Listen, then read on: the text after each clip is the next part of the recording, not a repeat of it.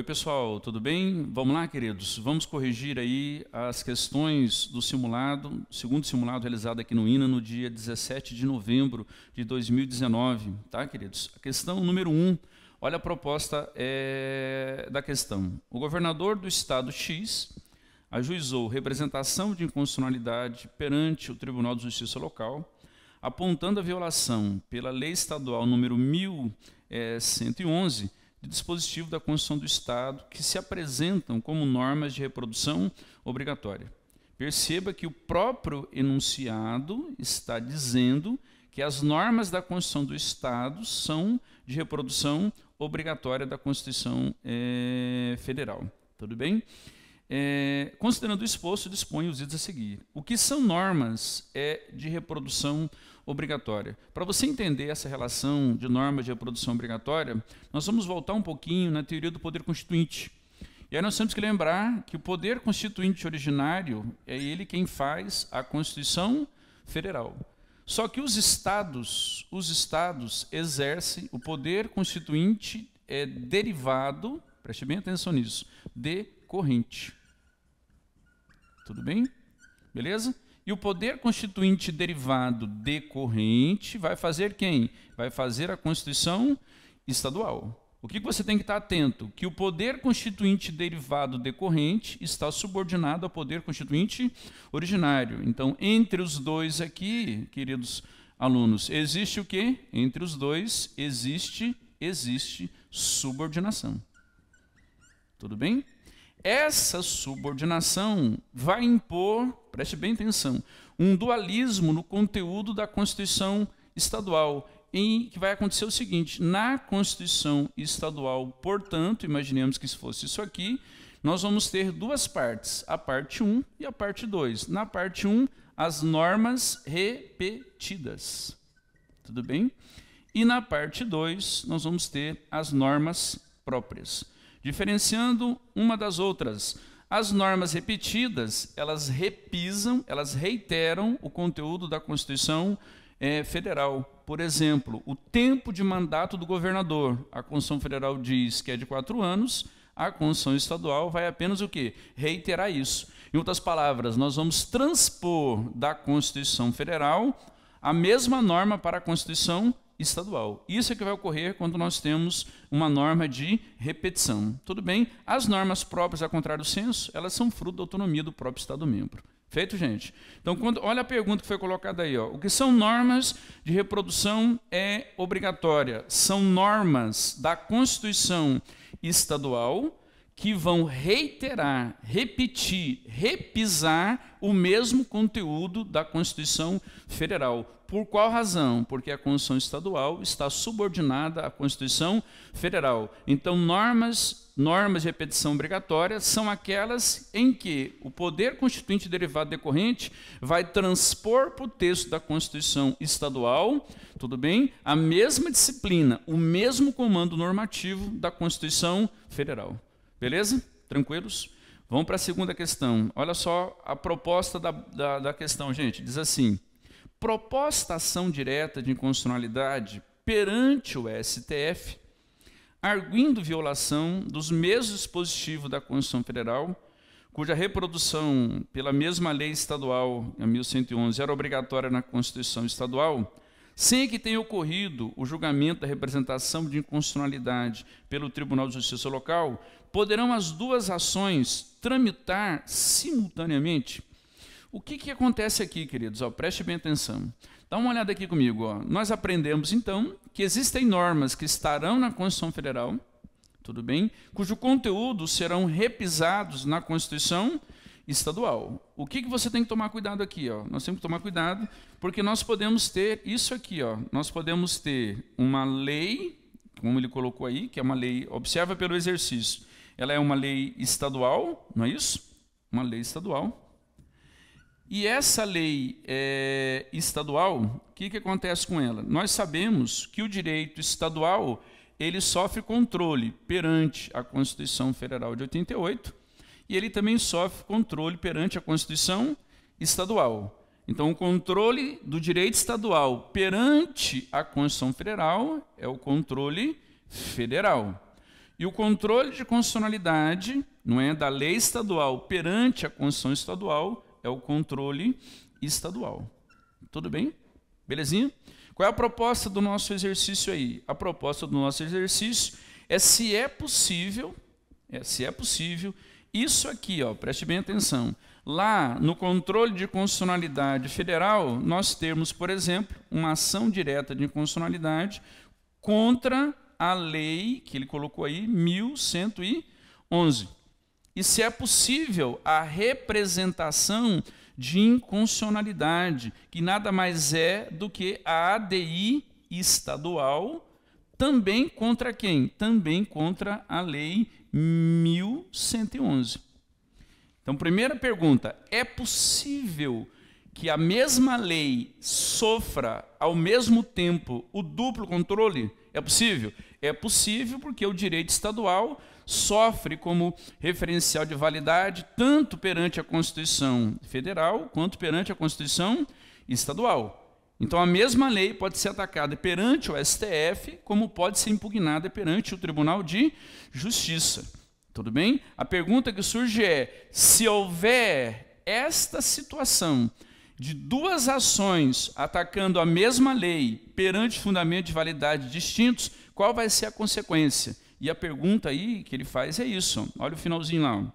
Ele diz assim, proposta ação direta de inconstitucionalidade perante o STF, arguindo violação dos mesmos dispositivos da Constituição Federal, cuja reprodução pela mesma lei estadual era obrigatória na Constituição Estadual, sem que tenha ocorrido o julgamento da representação de constitucionalidade pelo Tribunal de Justiça local, poderão as duas ações tramitar simultaneamente? Em outras palavras, o que ele está dizendo? Olhem para cá, por favor. Ele está dizendo assim, ó, havia representação de inconstitucionalidade, portanto, controle de constitucionalidade estadual, e foi proposta, preste bem atenção aqui, ó, uma ação direta de inconstitucionalidade no STF. Qual é a consequência? A representação continua tramitando normalmente, ou ela sofre o travamento em razão, não é, do controle de constitucionalidade federal provocado perante o STF. Guarde, qual é a posição da própria Suprema Corte? O Supremo Tribunal Federal entende que não podem as duas ações tramitarem concomitantemente. A proposta da ação de inconstitucionalidade no âmbito federal vai sobrestar o andamento, tudo bem, da ação no âmbito estadual. Feitinho? Tudo bem? Até porque aqui o controle de constitucionalidade é mais amplo. A Constituição Federal é superior à Constituição Estadual. E uma vez declarada essa lei inconstitucional perante a Constituição Federal, obviamente ela não pode ser aplicada no âmbito estadual. Então a pergunta era bem simples e ela bem direta, né? Ele quer saber só qual é a consequência, né? Poderão as duas ações tramitar simultaneamente? Qual que seria a resposta perfeita? Não. Deve a representação de inconstitucionalidade estadual ser suspensa até o julgamento final da ação direta de inconstitucionalidade pelo STF. E aí a consequência que nós teríamos é a seguinte, se o Supremo declarar inconstitucional essa lei estadual, concorda? A representação de inconstitucionalidade será arquivada em razão de ser declarada prejudicada. Se o Supremo declarar válida a lei estadual, o que acontece? A representação de constitucionalidade vai continuar tramitando e o TJ aqui poderá declarar essa lei constitucional ou inconstitucional, só que perante a Constituição estadual. Um grande abraço, daqui a pouquinho vamos já começar a segunda questão. Tudo bem, pessoal? Vamos lá. Segunda questão, correção aqui do simulado número 2, realizado aqui no INA Educacional no dia 17/11/2019. Tudo bem? A questão dizia assim, meus amigos, o Estado X, integrante da República Federativa do Brasil, foi agraciado com o anúncio da descoberta de enormes jazidas de ouro, ferro, estanho e petróleo em seu território. As jazidas de minério estão todas localizadas no município de Alegria e as de petróleo no município de Felicidade, ambos localizados no Estado X. Tendo em vista o disposto no ordenamento jurídico nacional, responda aos itens a seguir. Preste bem atenção. O que nós temos que estar atentos aqui? Primeiro vamos esclarecer, né? O nome é até bem sugestivo, quando ele fala lá do município da Felicidade e o município da Alegria. Por qual razão? Porque realmente, segundo a Constituição, não é? Se o município encontrar no seu território recursos minerais, ele tem razão realmente para ficar muito feliz. Nós vamos mostrar isso aos senhores. Tá? Mas a questão é a seguinte, ó, preste atenção. Pelo fato narrado, ele está dizendo que no estado X foram descobertas jazidas de ouro, ferro, estanho e petróleo, tudo bem?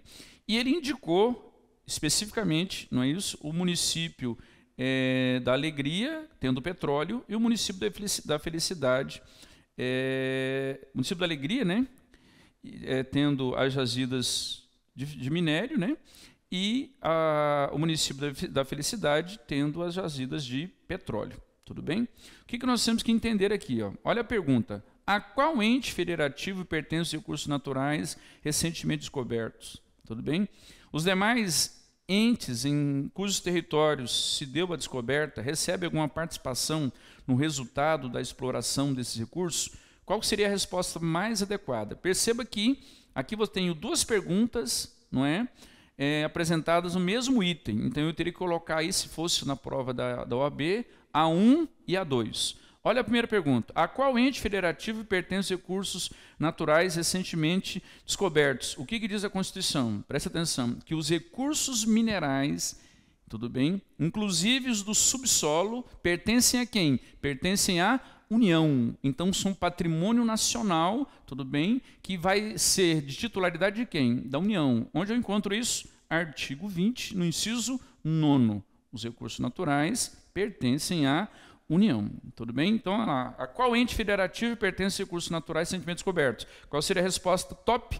A União, nos termos do artigo 20, inciso 9. Depois ele pergunta, os demais entes, tudo bem, em cujos territórios se deu a descoberta, recebem alguma participação no resultado da exploração dos recursos?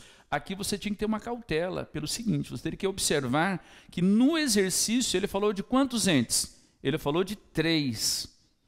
Ele fala do estado X e depois ele fala de quem? Do município da Alegria e ele fala do município de Felicidade. Tudo bem? E aí ele faz a seguinte pergunta. Os demais entes em cujos territórios se descoberto recebem alguma participação? O que a Constituição faz, queridos? Ela traz 2 regramentos. Primeiro, ela diz que os recursos minerais, inclusive os do subsolo, pertencem à União. Só quando ela vai falar da exploração econômica, a regra está especificada no parágrafo 1º do artigo 20, que diz assim, ó, é assegurada nos termos da lei à União, aos estados, ao DF, aos municípios, a participação no resultado da exploração de petróleo ou gás natural, de recursos hídricos para fins de geração de energia elétrica e de outros recursos minerais no respectivo território, plataforma continental, mar territorial ou zona econômica exclusiva, ou compensação financeira por essa exploração. Então, o parágrafo 1º do artigo 20 deixa claro que, ainda que o Estado, no caso aí, ou os municípios aí referenciados, não sejam, preste bem atenção, os proprietários desses recursos, eles têm participação na exploração econômica deles. E o que acontece aí no exercício? Olha o que ele pergunta, ó. Preste bem atenção. Os demais entes em cujos territórios se deu descoberta recebem alguma participação no resultado da exploração econômica desse recurso? Qual seria a resposta? Sim, é assegurado aos estados e aos municípios listados, respectivamente, Alegria e Felicidade, a participação, não é, no resultado da exploração dos recursos minerais do seu território, conforme prevê expressamente o artigo 20, parágrafo 1º. Feito? Segunda pergunta. Um dos entes federativos, perceba, estado ou município, chama atenção que ele inseriu aí também o município, insatisfeito com a destinação dos recursos naturais descobertos em seu território, tipo, insatisfeito como? Ele queria receber 100%, ele só recebeu uma participação, por exemplo. Pode, à luz do nosso ordenamento, propor a secessão. Tudo bem? O que é isso, queridos? O direito de secessão é a famosa tentativa separatista. Então, pode a unidade federada, insatisfeita com o repasse financeiro, não é decorrente da participação na exploração dos recursos minerais, tentar a tentativa, ou melhor dizendo, né, promover a iniciativa separatista, se separar da Federação Brasileira e criar um novo Estado soberano, é o que ele vai dizer aí, ó, a fim de se constituir em ente soberano, único titular daqueles recursos. Caso positiva a resposta, qual o procedimento a ser seguido? Aqui tinha uma pegadinha, né? Porque ele faz duas perguntas, concordam? Só que primeiro, se você entender que não cabe a secessão, obviamente fica prejudicada a segunda. Então qual seria a resposta? Guarde. O que fala o artigo 1º caput da Constituição? Ele fala assim, ó, a República Federativa do Brasil, formada pela união indissolúvel dos estados, Distrito Federal e municípios. Então, cuidado, o Brasil tem qual forma de Estado? O Brasil é uma federação. Agora, cuidado, o Brasil é uma federação constitucional. Tudo bem? Na nossa federação, quais são as unidades federadas? Os Estados-membros, o Distrito Federal e os municípios. Guarde, a União não é unidade federada porque ela não tem existência material, só existência jurídica. Só que a nossa federação, por sermos um Estado constitucional, as unidades federadas, elas são aliançadas baseado em quê? Baseado na Constituição.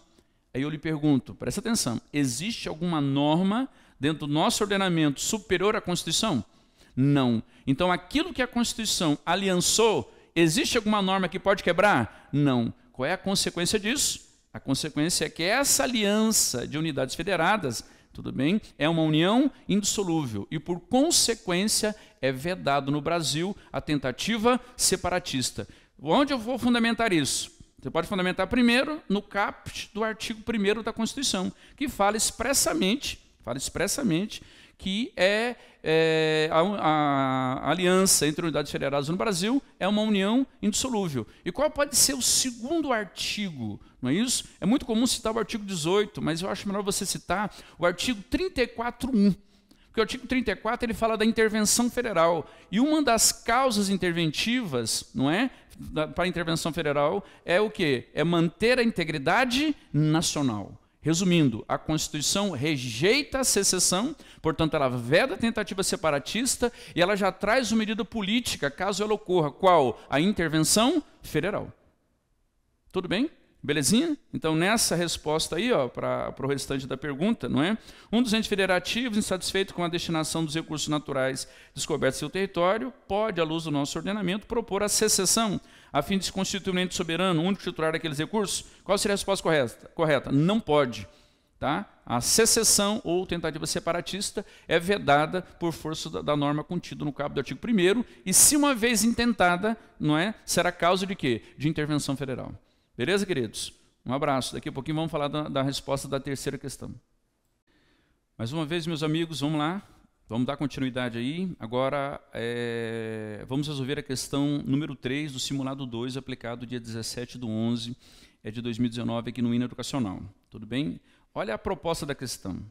Os jornais noticiaram violenta chacina ocorrida no estado Y, onde foram torturadas e assassinadas dezenas de crianças e mulheres de uma comunidade rural de baixa renda, com suspeita de trabalho escravo. Fica evidente já no início da questão que é um fato que envolve o quê? Direitos humanos.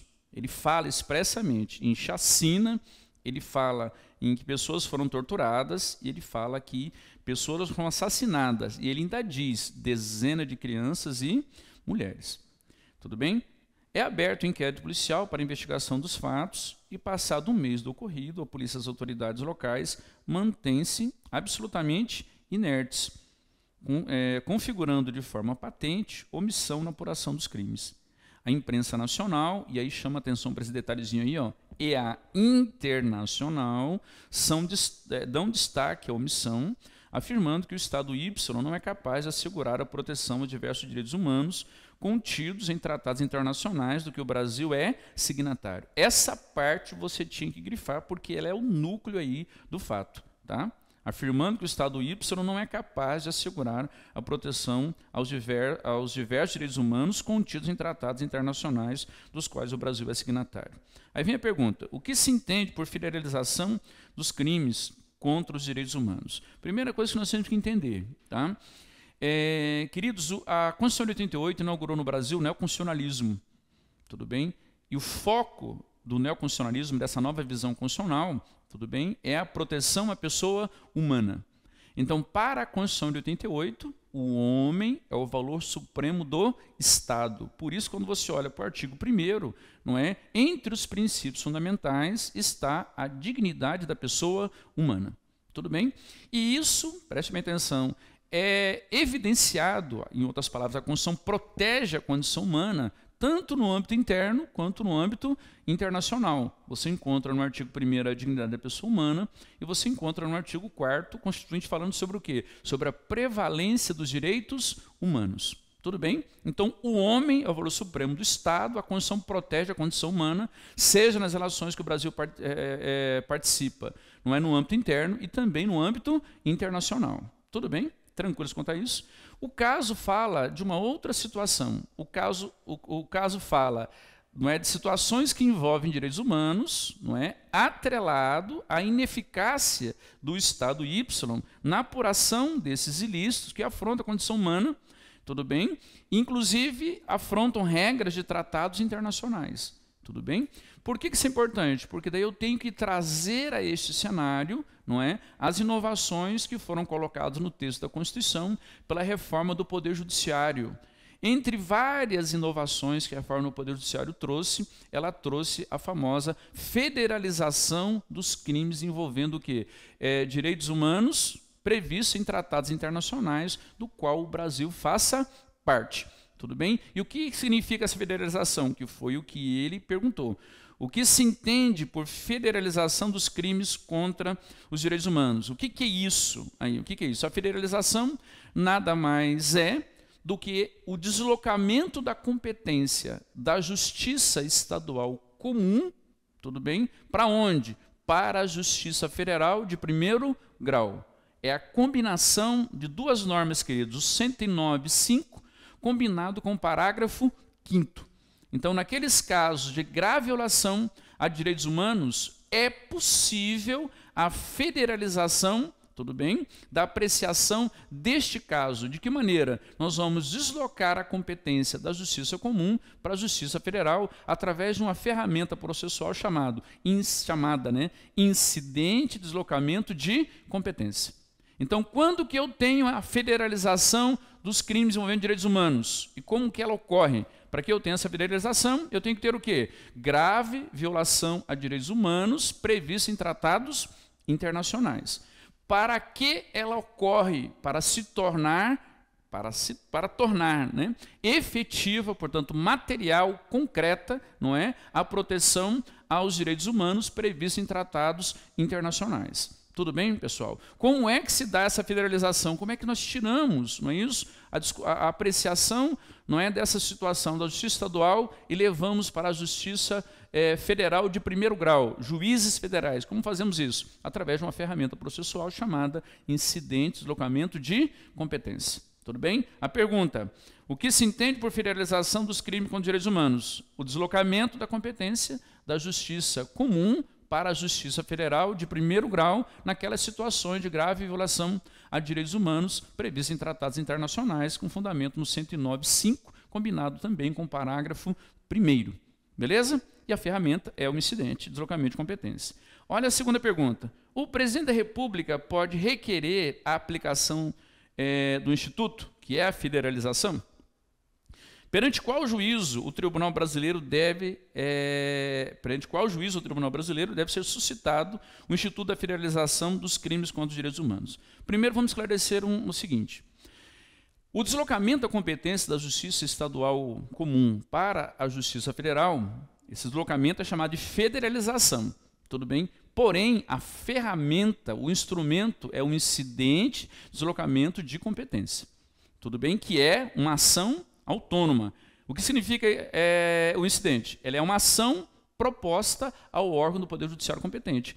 Se ela é uma ação, eu tenho que analisar duas coisas. Quem é legitimado, tudo bem? Qual é o órgão competente para conhecer e quais são essas consequências. Então, guarde.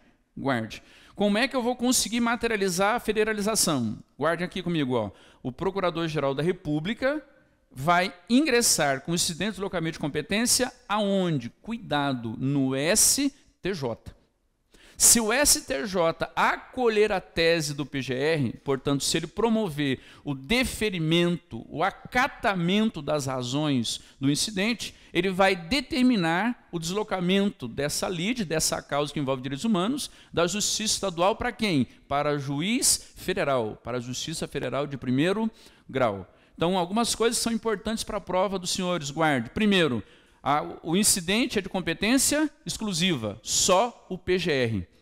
O julgamento, também competência exclusiva. Quem é que julga? Quem julga é o STJ. Agora, cuidado, o STJ julga o incidente. Ele não vai julgar a causa, a lide que envolve o quê? A grave violação de direitos humanos. Isso vai ser papel de quem? Do juiz federal de primeiro grau. Vamos à questão. Olha o que ele pergunta lá. Primeira parte da pergunta. O presidente da República pode requerer a aplicação do Instituto? Ele tem legitimidade para promover o incidente de deslocamento de competência? Não, porque isso é caso de competência exclusiva de quem? Do PGR, do Procurador-Geral da República, conforme artigo 109, parágrafo 5º da Constituição Federal. Tudo bem?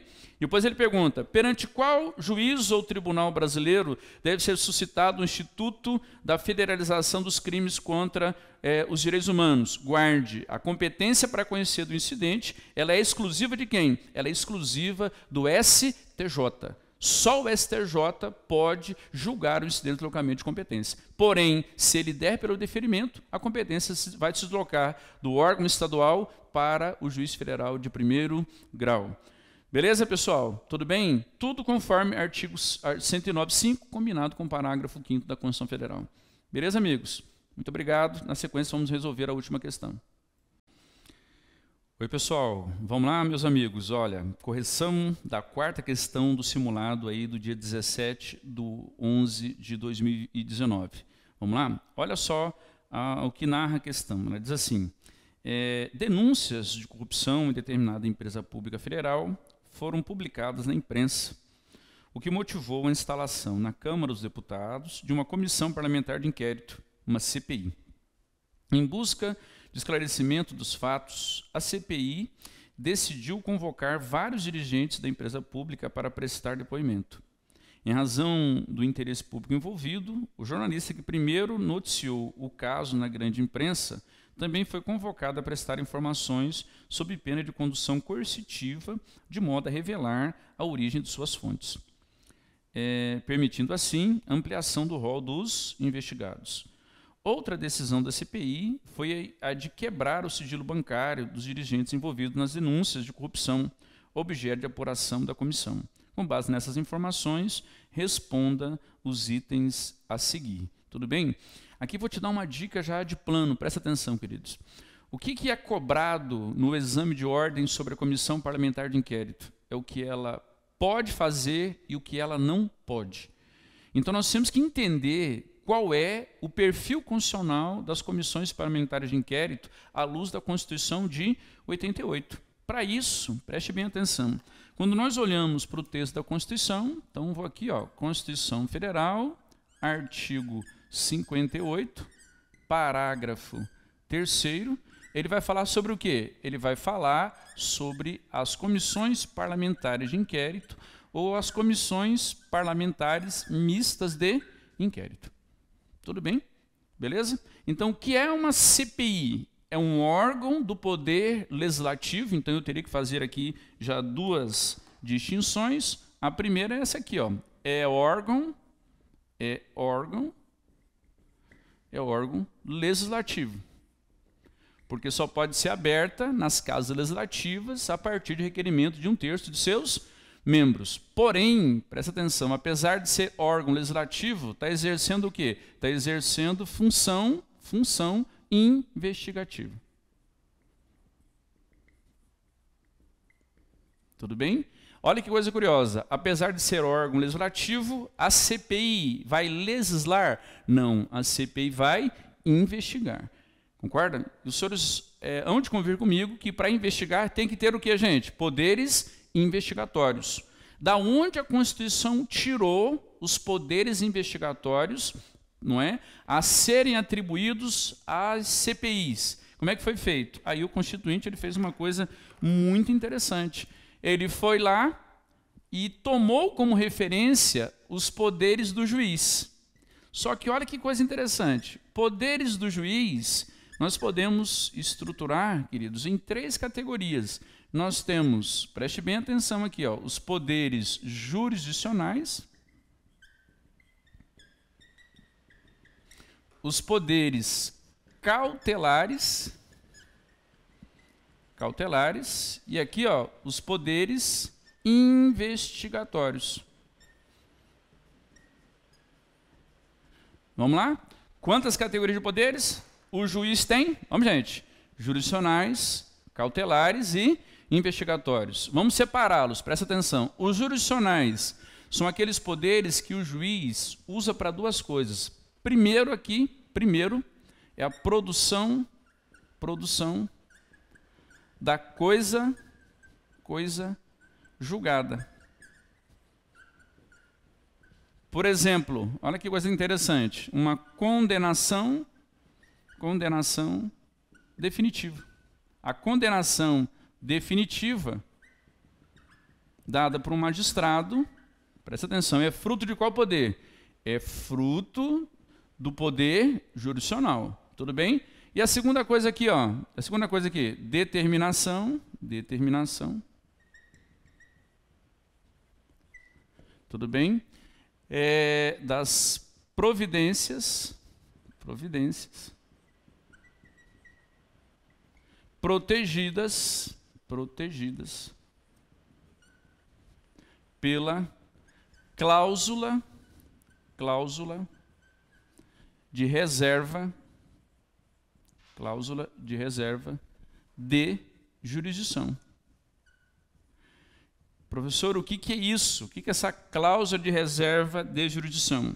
São aquelas providências previstas na Constituição em que o poder constituinte ordinário só permite que sejam realizadas por quem tenha jurisdição, por órgãos do poder judiciário. O clássico exemplo aqui, ó, são 2 situações. Primeiro, a interceptação telefônica.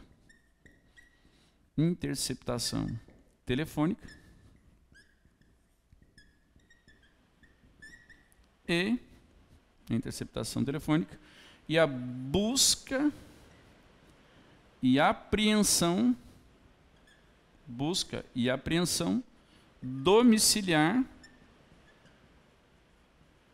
de documentos. Tudo bem? Busca e apreensão domiciliar de documentos.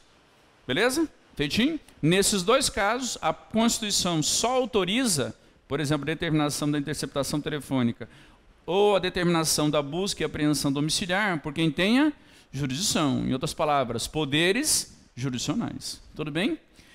Olha que coisa interessante. O juiz também tem poderes cautelares. Preste bem atenção. Que é o poder que ele usa para quê? Para determinar, aqui, ó, determinação de medidas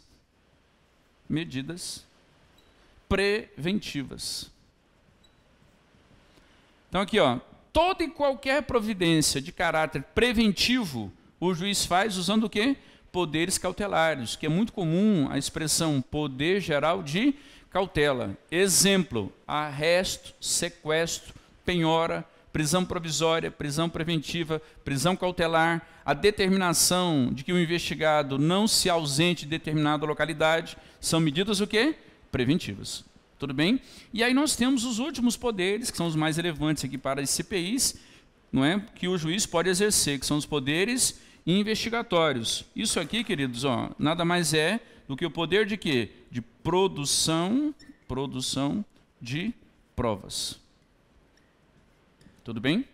Então, a função instrutória não é reservada só às partes, não cabe só ao autor e réu a produção de prova. Se o juiz, para formar o seu convencimento, não é, ele entender que é necessária determinada medida instrutória, ele pode startar isso. Pode ou não? Pode, porque ele tem poderes instrutórios.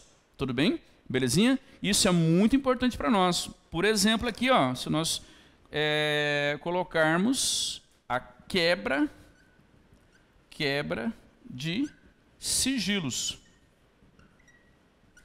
Tudo bem? Quebra de sigilos, seja o bancário, seja o fiscal ou sigilo telefônico, o que acontece? O juiz pode determinar que é sigilo bancário, fiscal, telefônico? Pode. Que poder ele exerce para isso? Poderes investigatórios. Outro exemplo de ato instrutório, ato de produção de prova, presta atenção, é a condução coercitiva de testemunho. Tudo bem? Que é a famosa condução sob vara. Tudo bem? Quando o juiz determina a condução forçada, coercitiva da testemunha, também é uma medida do quê? Uma medida instrutória. Ele visa produzir prova. Fechou? Tudo bem? Olha o que nós vamos fazer agora aqui, ó. Presta atenção. Agora, eu sei que o juiz tem quantos poderes? O juiz tem 3 poderes, jurisdicionais, cautelares e investigatórios. O que eu preciso fazer agora? Eu preciso entender quais desses poderes a Constituição de 88 deu a quem? Às comissões parlamentares de inquérito. E quando eu vou à Constituição, inegavelmente, o constituinte originário deu às CPIs todos os poderes do juiz? Não, deu às CPIs somente os poderes investigatórios. Qual é a consequência imediata disso, meus amigos? Qual é a consequência imediata disso? Guarde. Tudo que o juiz pode fazer, a CPI pode fazer? Não. Mas tudo que o juiz pode fazer, exercendo poder investigatório, a CPI também pode. Ficou claro isso? Vamos fechar então aqui. Quais competências tem uma CPI? A CPI só tem os poderes investigatórios. Quais poderes investigatórios são? Os mesmos das autoridades jurisdicionais. Os mesmos do juiz. Tudo que o juiz fizer exercendo poder investigatório, a CPI também pode. Porém, o que o juiz faz no exercício do poder jurisdicional ou no exercício do poder cautelar, a CPI não pode. Olha a relevância disso. Presta atenção. O juiz pode determinar a interceptação telefônica no uso do poder jurisdicional. Porém, a CPI, então, não pode. Agora, a quebra do sigilo telefônico, que é a mera consulta ao extrato telefônico, que o juiz determina exercendo poderes investigatórios, a CPI também pode fazer? Também pode. Beleza, pessoal? Tudo bem? Então, vamos guardar assim, ó. Presta atenção. Tudo que o juiz faz, exercendo poder investigatório, a CPI também pode fazer. Por outro lado, tudo que o juiz não pode fazer, exercendo poder investigatório, a CPI também não pode. Beleza? Feito? Lá na pergunta, olha só. A CPI tem poder para intimar alguém a prestar depoimento sob pena de condução coercitiva, caso não compareça espontaneamente? Qual seria a resposta adequada? Sim. Sim, por quê? Porque a CPI recebeu da Constituição, artigo 58, parágrafo 3º, os mesmos poderes investigatórios das autoridades judiciais. E a condução coercitiva se dá, não é, através do quê? Através do uso de poderes investigatórios. E, por consequência, então, a CPI está autorizada a promover essa medida. Beleza, pessoal? Tranquilos? Vamos que vamos? Aí ele traz uma outra questão para nós. Ó. Ele vai dizer assim, o jornalista convocado pode ser obrigado a responder indagações sobre a origem de suas fontes jornalísticas, né? Em razão do interesse público envolvido? Olha só que coisa curiosa. A primeira pergunta falava sobre o quê? Competências da CPI. A segunda pergunta já envolve o quê? Já envolve a questão do direito à informação. Concorda? E quando nós olhamos aí para o exercício, ele fez uma coisa clássica. Ele associou o direito à informação, não é? Presta atenção, a questão do sigilo das fontes necessário ao exercício profissional. Tudo bem? A Constituição, em vários artigos, ela fala sobre a publicidade. Mas aonde a Constituição associa a publicidade ao sigilo profissional? Artigo 5º, inciso 14. Tudo bem? E o que fala o artigo 5º, inciso 14? Ele fala lá que todos têm direito ao acesso à informação, assegurado o sigilo das fontes, quando necessário ao exercício profissional. Qual é a consequência disso? O jornalista está obrigado a revelar suas fontes? Não. A Constituição protege o sigilo das fontes quando necessário ao exercício profissional, artigo 5º, inciso 14. Então, vamos ver a pergunta aí. Ó. Vamos lá. O jornalista convocado poderá ser obrigado a responder indagações sobre a origem de suas fontes jornalísticas em razão do interesse público envolvido? Qual que seria a resposta? Não. O jornalista não está obrigado a revelar suas fontes, pois trata de situação de quê? De sigilo necessário ao exercício profissional, conforme isso dispõe expressamente a Constituição no artigo 5º, inciso 14. Então perceba que não fala só da informação, também fala sobre o sigilo das fontes necessário ao exercício profissional. Beleza, gente? Ficou claro?